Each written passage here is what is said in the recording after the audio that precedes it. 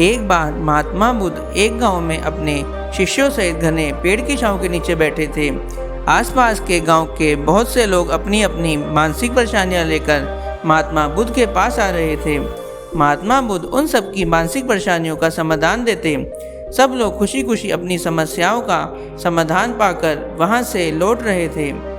वहीं से कुछ दूर बैठा एक दुखी भिखारी खुद की किस्मत को कोसता हुआ बुद्ध के पास जाने वाले लोगों को देखकर यह सोचने लगा कि अभी कुछ देर पहले तो यह लोग दुखी मन से मुंह लटकाए उन महात्मा के पास गए थे और अब इतना खुश होकर कैसे वापस लौट रहे हैं। आखिर माजरा क्या है?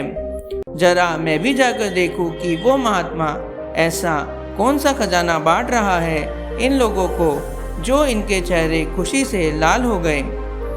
जब वो दुखी भिखारी कुछ नज़दीक गया तो उसने देखा कि ये महात्मा तो लोगों को प्रवचन देकर लोगों के दुख का निवारण कर रहे हैं। यह देखकर भिखारी के मन में भी तीव्र इच्छा हुई कि क्यों ना मैं भी अपना दुख इन महात्मा को बता दूं।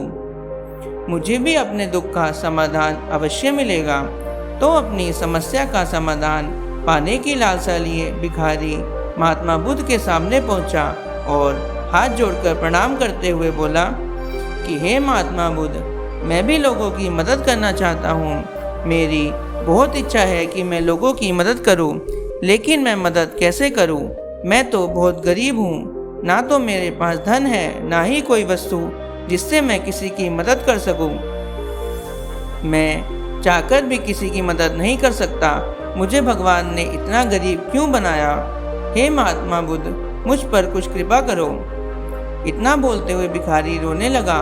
महात्मा बुद्ध बोले, तुम बहुत अज्ञानी हो, क्योंकि तुम अब तक इस भ्रम में जी रहे हो कि तुम्हारे पास कुछ नहीं है, जबकि दूसरों को कुछ देने के लिए तुम्हारे पास बहुत कुछ है।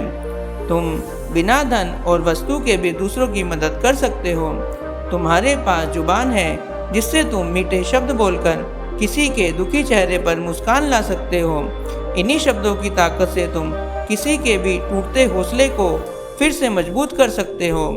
इन्हीं शब्दों की ताकत से तुम किसी के भी मन में सकारात्मक विचारधारा के बीज बोकर उसको गलत रास्ते पर जाने से रोक सकते हो।